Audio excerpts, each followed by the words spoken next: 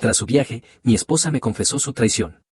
Su amante, en un arranque de vileza, no solo me amenazó, también atentó contra la vida de nuestra hija. Ahí se acabó todo. Me llamo Marco Bianchi.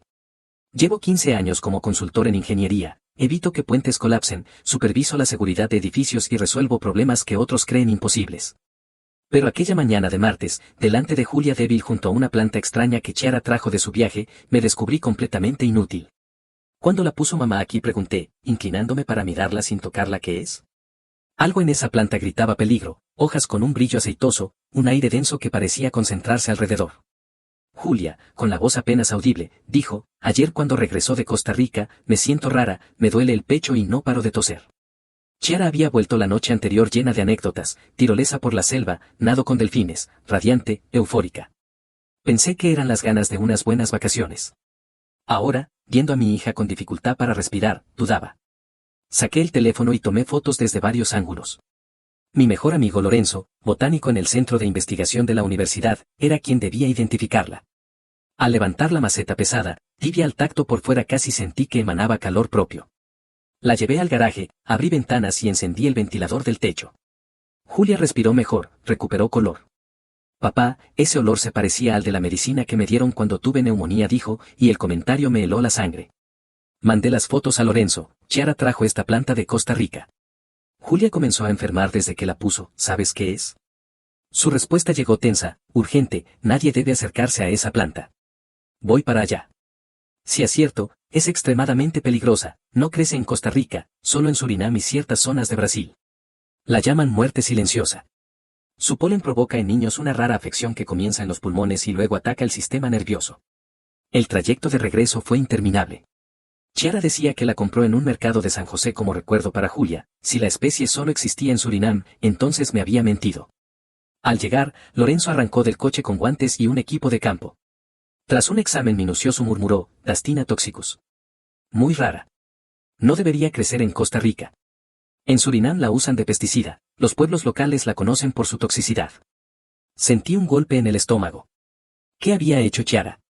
Llamé a la escuela y pedí que Julia fuera a la enfermería, pasaría a recogerla para llevarla al hospital. En la línea, Chiara sonó extrañamente ligera. ¿Qué pasa?, dijo, ¿no es hermosa esa planta? Intentaba restar gravedad. Su respuesta no me cuadró. En urgencias del Hospital Setemaris, la doctora Valentina Russo fue meticulosa. Hizo análisis completos y una radiografía de tórax. Lo bueno, dijo, es que su respiración está más clara y los niveles de oxígeno normales. Si la exposición fue breve y retiraron la planta, lo más probable es que no haya consecuencias graves. La veremos de control en una semana. Respiré por primera vez en horas. Mientras esperaba, Lorenzo me mandó confirmación, Dastina toxicus, aduanas no registran importaciones legales de esa especie a Costa Rica en el último año. Miré el pasaporte de Chiara en casa buscando sellos, había viajes antiguos a México y Canadá, pero el registro más reciente era entrada a Paramaribo, Surinam, y salida 5 días después. No había sello de Costa Rica. Cuando la confronté, Chiara se desplomó en la silla de la cocina y, sin levantar la mirada, dijo, no fui sola. ¿Con quién?, pregunté. Con Alessandro Romano. El nombre me dejó helado. Alessandro, su socio en la inmobiliaria, el hombre de trajes impecables y sonrisas calculadas. Ella admitió que la escapada había sido más que un viaje, llevaba 6 meses viéndose con él. 6 meses de llamadas, reuniones de trabajo y mentiras. 6 meses en los que alguien que conozco bien había traído a casa un recuerdo que casi mata a mi hija. No podía creer que la Chiara que conocía, la mujer que archivaba etiquetas y comprobaba alergias, hubiera mentido así, que hubiera puesto en riesgo a Julia, aunque fuera sin saberlo. Lo peor fue la mezcla de culpa y frialdad en su cara cuando le dije que Lorenzo se había llevado la planta al laboratorio. Salí de la casa sin mirar atrás y conduje sin rumbo por el vecindario con el corazón encogido. Lorenzo llamó, ¿cómo está Julia? Bien, respondí. La doctora dice que no tendrá secuelas. Entonces actúa con cabeza, me dijo. No hagas nada imprudente. No hago locuras, dije. Pero tampoco me quedaría de brazos cruzados. Iba dejando que la idea de la venganza me atravesara como una certeza. Los días siguientes sucedieron como en una película distante, la rutina de siempre ya no encajaba con la grieta abierta en mi casa. El matrimonio de 13 años se desmoronaba y cada pequeña cosa, un gesto, una excusa, un nombre reavivaba el dolor. Alessandro había llevado un veneno al cuarto de mi hija. Eso no se olvida. Chiara y yo fingíamos cordialidad frente a Julia como si nada hubiera pasado. Dormí en la habitación de invitados con la excusa de un resfriado, pero no me quedaba quieto. 15 años como consultor en ingeniería me habían enseñado a investigar, a seguir rastros y detectar fallas estructurales. Y si Chiara y Alessandro creían que todo había quedado atrás, se equivocaban. Empecé por lo más simple, los estados de cuenta de la tarjeta de crédito. Bastaron minutos en la banca en línea para derrumbar su versión de Costa Rica. No había cargos de hoteles en San José ni cenas locales. En cambio, aparecieron pagos al Marriott para Maribo, cenas exclusivas en Surinam y, lo más revelador, tratamientos de spa para parejas y reservaciones románticas para dos. Mi esposa había usado nuestro dinero familiar para financiar su aventura. Imprimí todo, extractos, recibos, sellos del pasaporte.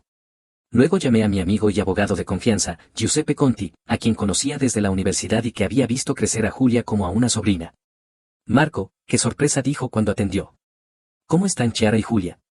Precisamente por eso te llamo, Giuseppe. Necesito hablar de un divorcio. Le resumí todo, la infidelidad, las mentiras, la planta exótica que casi mata a mi hija. Guardó silencio largo antes de preguntar. ¿Tienes pruebas sólidas? Sí. Extractos bancarios del viaje a Surinam, sellos en el pasaporte, y Lorenzo puede testificar sobre la planta. Es un buen comienzo. ¿Qué buscas en el acuerdo? La custodia total de Julia. Chiara podrá verla, pero con visitas supervisadas. También quiero la casa, me haré cargo de la hipoteca. Y no pienso pagar manutención. Ella tiene trabajo y ya gastó bastante de nuestro dinero en su amante. Giuseppe suspiró. Marco, ¿estás seguro de querer ir con todo? Podríamos intentar mediación. Ella metió una planta venenosa en el cuarto de mi hija para cubrir un engaño. No hay espacio para mediar. Esa noche cené con Julia mientras Chiara alegaba trabajar hasta tarde. Mi hija, perceptiva, preguntó de golpe. Papá, ¿ustedes están peleando? Porque duermes en la habitación de invitados y mamá parece triste. El corazón se me partió. Solo tenía 11 años, pero entendía más de lo que quería. Tu madre y yo tenemos problemas de adultos, cariño, pero pase lo que pase los dos te amamos. Eso nunca cambiará. Se van a divorciar, insistió con naturalidad. No lo sé todavía, le sonreí débilmente. Pero siempre estarás protegida. Lo sé, papá. Tú siempre me cuidas. Cuando se durmió, tomé una decisión, contratar un investigador privado. Giuseppe me recomendó a Michele Ferraro, un hombre discreto de mirada aguda y cabello canoso. Nos vimos en una cafetería. Quiero que descubras todo sobre la relación de mi esposa con Alessandro Romano, le dije. Cuando empezó, dónde se ven, qué hacen. Necesito pruebas sólidas para la corte.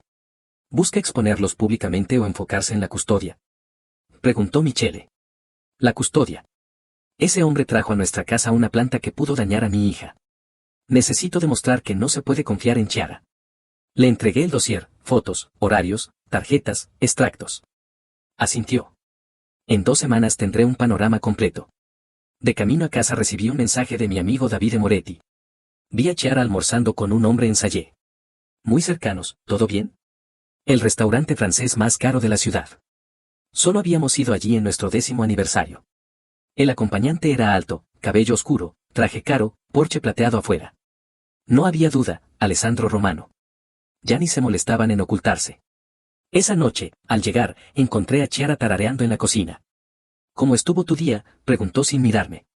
Bien, ¿y el tuyo? Tranquilo, almorcé con un cliente. Mostré unas casas. Lo de siempre. Otra mentira. La miré fijo.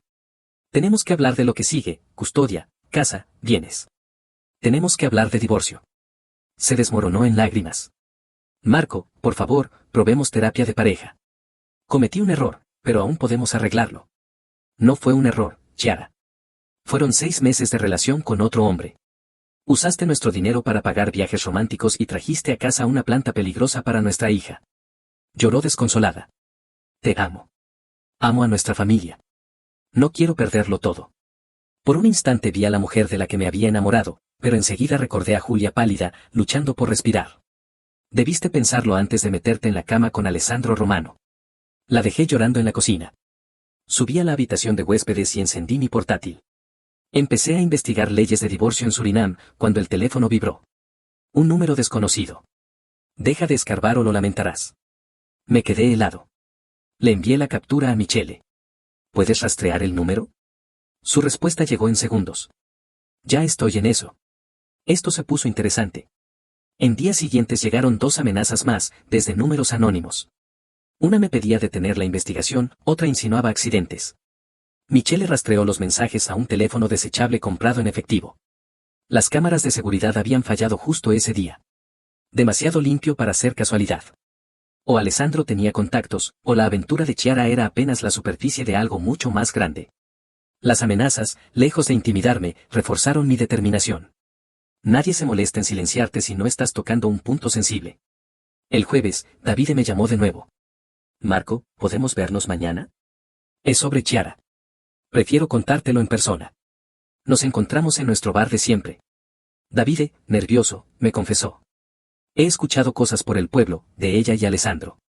Viajes, cenas, hoteles. Ya es Vox Populi. ¿Quién lo comenta?, pregunté. 3 personas esta semana.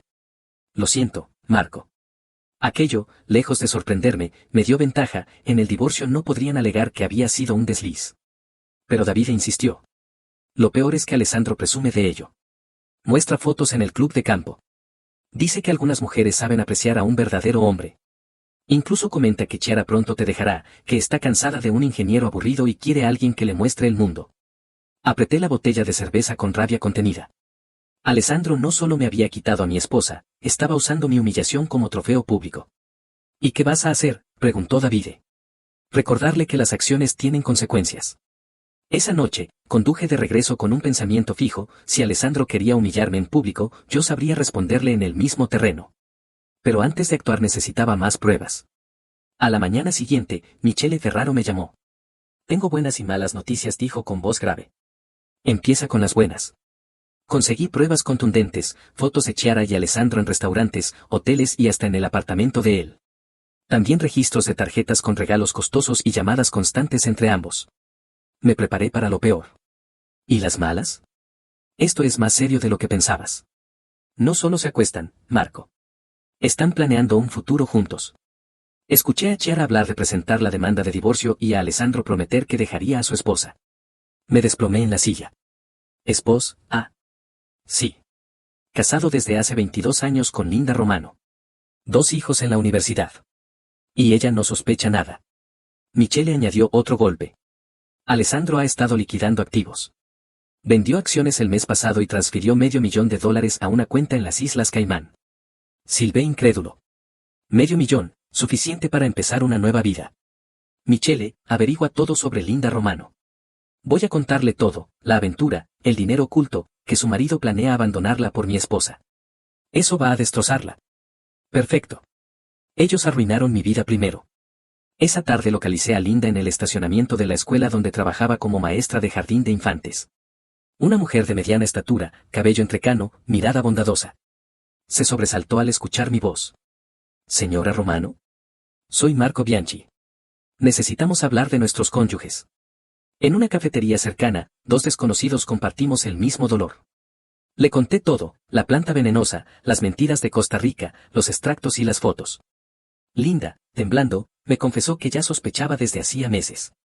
Cuando le mostré los registros de las transferencias, se llevó las manos a la cabeza. Ese dinero venía de la herencia de mi padre. Era para pagar la universidad de mis hijos. Guardó silencio, procesando la magnitud de la traición. Finalmente preguntó: ¿qué vas a hacer? Divorciarme. Y luchar por la custodia total de Julia. Y respecto a Alessandro, depende de ti. Linda endureció la mirada. ¿Qué propones? Exponerlo. Su reputación es un negocio. Si sus clientes descubren que roba a su familia y humilla en público, estará acabado. Y Chiara también, si se confirma que usó fondos de su empresa para financiar un romance. Linda asintió despacio. En esa mesa trazamos un plan: ella lo confrontaría y grabaría la conversación. Yo reuniría pruebas para destrozar sus carreras y reputaciones. Ya no se trataba solo de venganza, era justicia. Esa misma noche hablé con Julia. Tenía que saberlo de mí. Mamá y yo vamos a divorciarnos. Seguirás viviendo conmigo. Mamá podrá visitarte, pero este será tu hogar. Me miró con sus 11 años llenos de lucidez. Es por la planta venenosa, ¿verdad? La abracé con fuerza. Sí, cariño. Y porque siempre te voy a proteger.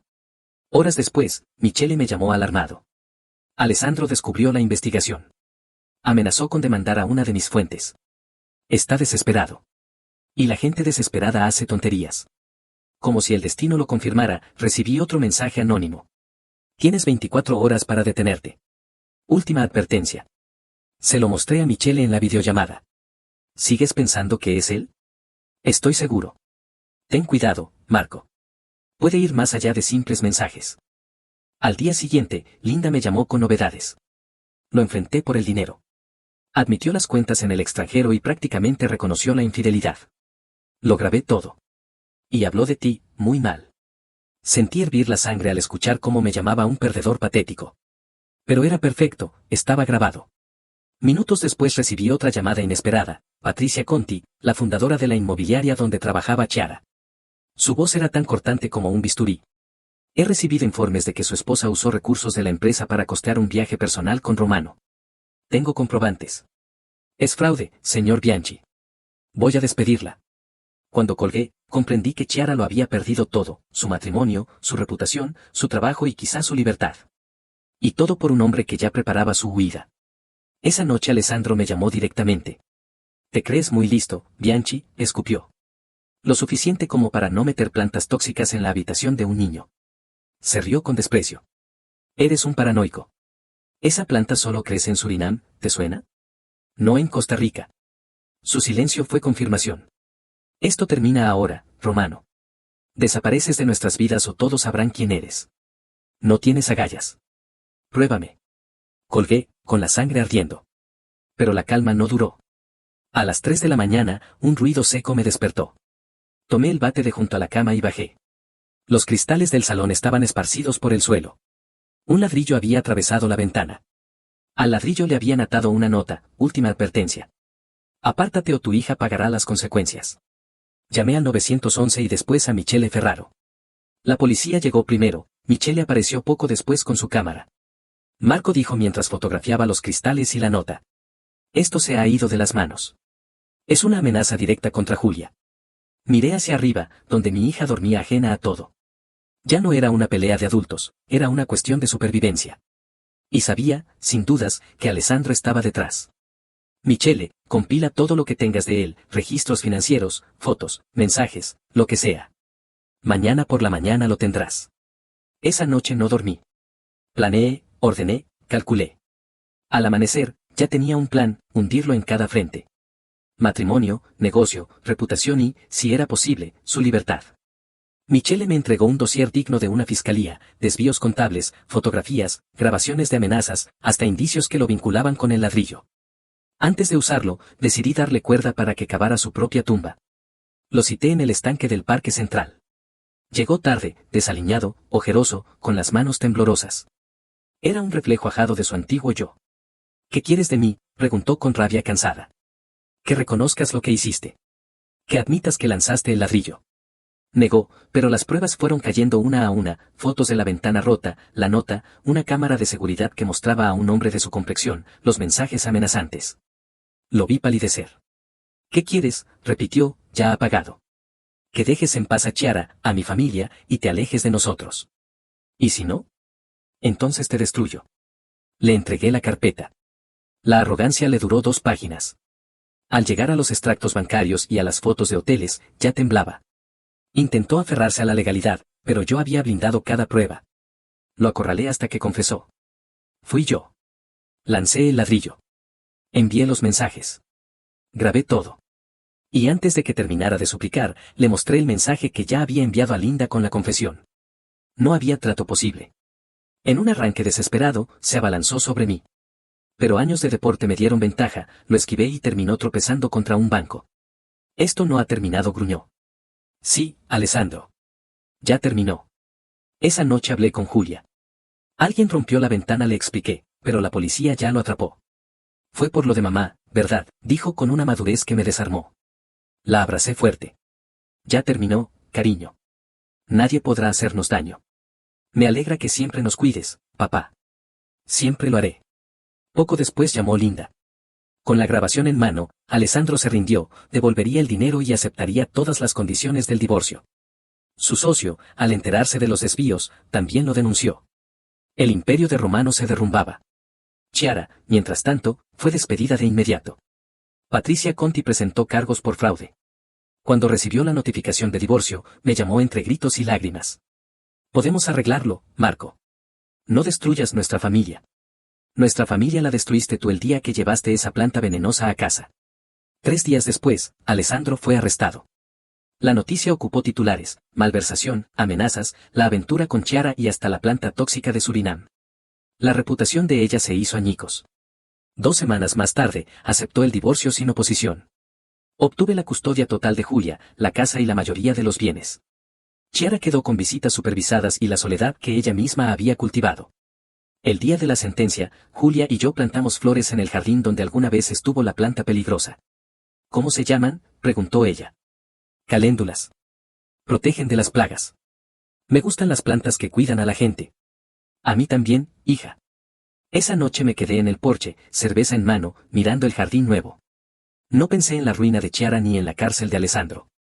Solo en Julia, durmiendo tranquila bajo la luz de su lámpara.